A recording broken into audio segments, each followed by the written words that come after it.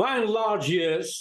There are not that many terrorists still operating there. We have to understand, we were facing an invasion of something like several hundreds terrorists, bloodthirsty, that wanted to kill as many Jews as possible within the time that was available for them. Within the first 5 hours, they killed several hundred Jews. And thereafter, they kept coming in all kinds of places, taking hostages, killing savagely all kinds of targets, innocent civilians mainly. This was a terrible thing, and some of them are still there. Some of them are still moving around. We have killed already several hundreds of them and arrested several dozens of them. But still, we cannot be sure that nobody is left. Okay. What we can say is that we are in control of the territory, of all of the territory, and that we have managed to close most of the areas through which they were crossing from Gaza to the communities around Gaza. Yossi, that has been...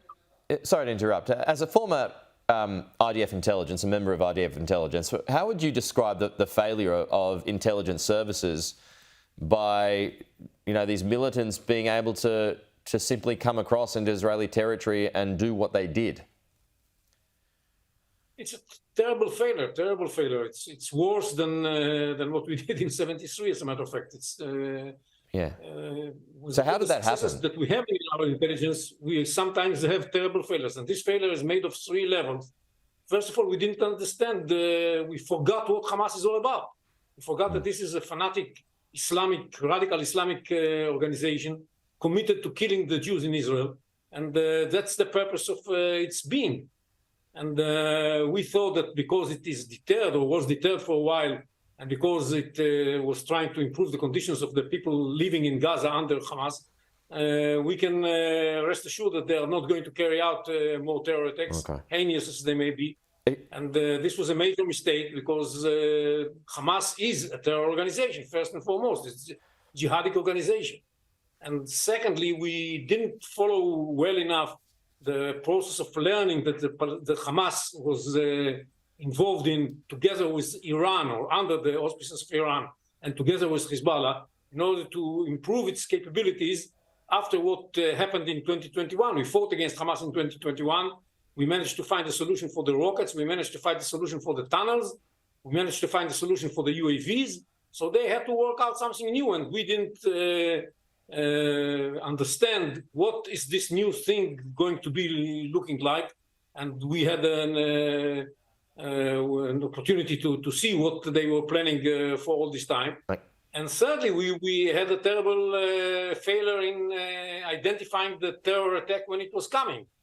All of that were major intelligence mistakes, but we put that aside at this moment in Israel, and we focus on winning the war that was forced upon us, because we cannot allow ourselves to come back to the situation we were at until October 7th. So the situations that prevail in Gaza has to be different. Sorry, Yossi. No, I mean, how these things usually go is, you launch a multitude of strikes and take out key assets in Gaza City, but then usually a ground invasion, right, comes afterward, or not usually, sometimes. So would you expect, because this is the most significant attack in Israeli territory for such a long time, that a ground invasion would come in a matter of days? I think so. We have to create a situation where the Hamas cannot rearm itself. That's the most important thing. And in order for us to make sure that they cannot rearm themselves, the best way to do it is taking control of most of the unpopulated areas in Gaza and some of the populated areas, so that we shall be able to make sure that they do not rearm themselves. That is the most important thing, and I think that in this respect we shall see ground operation. After we do that, if necessary, if we see that this is not enough, we may enlarge the operation and do some more work in the populated areas. It's not that we like that very much, but if there is a necessity, we shall do that as well. My problem now, you've got the threat from Lebanon now, and rearming of Hamas. Yeah, just finally, I mean, you've got Lebanon and Iran now, which goes to show that the threat is more widespread this time. Definitely, definitely. What Hamas did was done not only as a Palestinian terror organization, but also as Hamas is a member of the Iran-led terror axis, and they cooperate very closely with the Palestinian Islamic Jihad, of course, but also with Hezbollah and Iran. Iran, they already thanked Iran for the weapons they gave them, for the money they gave them, for any kind of support. I think it was also guidance, because the way they operated looks very similar to Iranian tactics.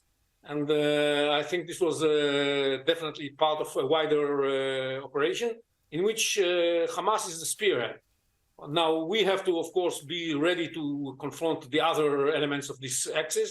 And that's why we mobilized many of our reservists, and we are deployed along the border in the north. That was already, even today, experiencing some terror attacks from Hezbollah.